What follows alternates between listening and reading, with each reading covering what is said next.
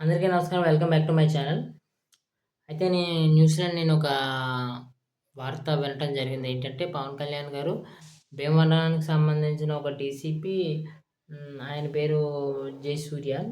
ఆయన ప్యాకాట్‌లకు సంబంధించి ప్రోత్సాహాలు చేస్తున్నాడని, అలాగే ఆహ్, ఆ ప్రదేశంలోని సివిల్ కేసెస్‌కి సంబంధించి మధ్యలో సెటిల్మెంట్‌లు చేస్తూ ఉండి, డబ్బులు తీసుకుంటూ ఉన్నారనేసి ఆయన పవన్ కళ్యాణ్ గారికి వార్తలు రావడంతో, దాని మీద పూర్తిగా నివేదిక నాకు ఇవ్వాలి. ఏంటి అనేది కనుక్కొని చెప్పండి నాకు అని చెప్పేసి భీమవరానికి సంబంధించిన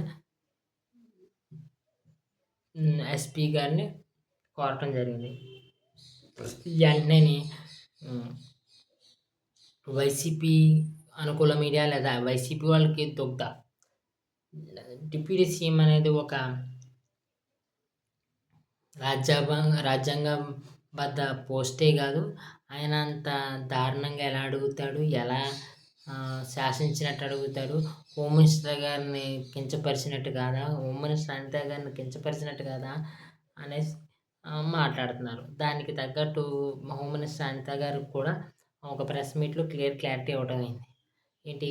ప్రతి మినిస్టర్ దగ్గర లేదా ప్రతి ఎమ్మెల్యే దగ్గర వేరే శాఖకు సంబంధించి ఇన్ఫర్మేషన్ లేదా దానికి సంబంధించిన కంప్లెయింట్లు కూడా ఉంటాయి మా దగ్గర. మేము ఆ మినిస్ట్రీకి సంబంధించిన కింద పీఏకి కానీ, దానికి సంబంధించిన వాళ్ళకి తెలియజేయడం లేదా డైరెక్ట్‌గా మినిస్టర్ గారికి తెలియజేయడం జరుగుద్ది. ఆ రకంగా పవన్ కళ్యాణ్ గారు డైరెక్ట్‌గా ఇన్వాల్వ్ అవ్వడంలో తప్పేముంది? ఆయన అడగడంలో తప్పేముంది? మాకు లేని ఈగోలు మీకెందుకని లెఫ్ట్ అండ్ రైట్ పీకారు. నాకోటి అర్థం కాదు. ఈ ఈ ప్రశ్నలు అడిగేవాళ్ళు ఏంటి టీసీఎంకి రాజ్యాంగబద్ధంగా ఏమి హక్కుందని అడిగే వేస్ట్ ఫెలోస్‌కి అర్థం కావాల్సింది ఏంటంటే, పవన్ కళ్యాణ్ గారు 2019లో భీమవరం నుంచి పోటీ చేశారు.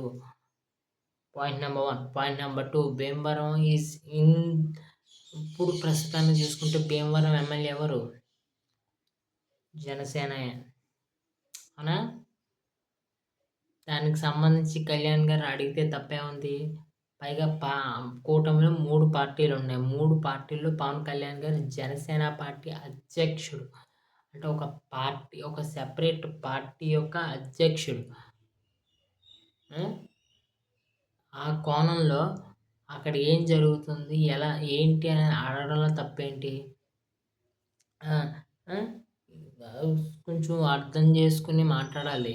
కొంచెం అర్థం చేసుకొని, కొంచెం అర్థ అర్థరహితంగా, అర్థంతో కూడిన ఒక విమర్శ చేసామంటే అందులో ఒక అర్థం ఏడిసి చావాలి. అర్థం లేకుండా పిచ్చి పిచ్చిగా మాట్లాడతాను, పిచ్చి పిచ్చిగా మాట్లాడేత్తాను, పిచ్చి పిచ్చిగా విమర్శలు చేసేత్తానంటే లాజిక్ లేకుండా లాజిక్ లెస్ అయిపోతానమాట. ఇంకా 'త్రిబుల్ ఆర్' గారి గురించి ఒక సున్నితమైన టచ్.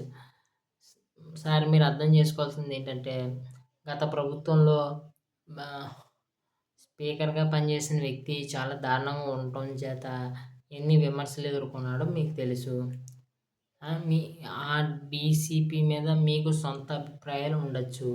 సొంత అభిప్రాయాలు ఉండటంలో తప్పు లేదు. ఆ సొంత అభిప్రాయాల్ని ఎవరో ఎవరో ఒక విలేకరి అడిగారని, ఆయన సొంతంగా నాకు తెలిసిన వ్యక్తి ఆయన మంచే.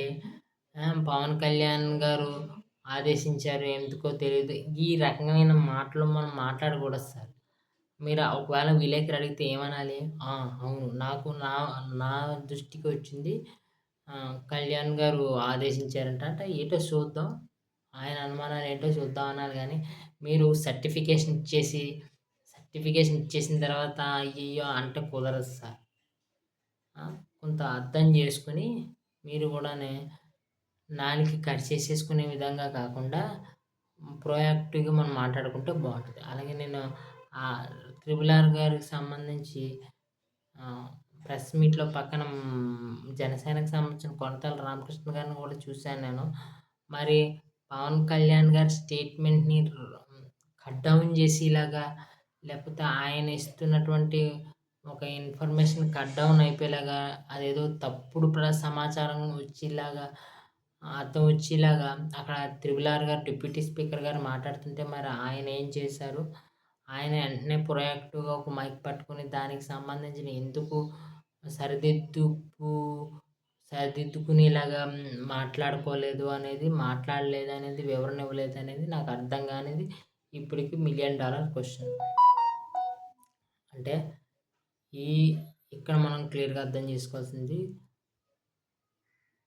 ఏమిటి అనేది నాకు అర్థం కాదు.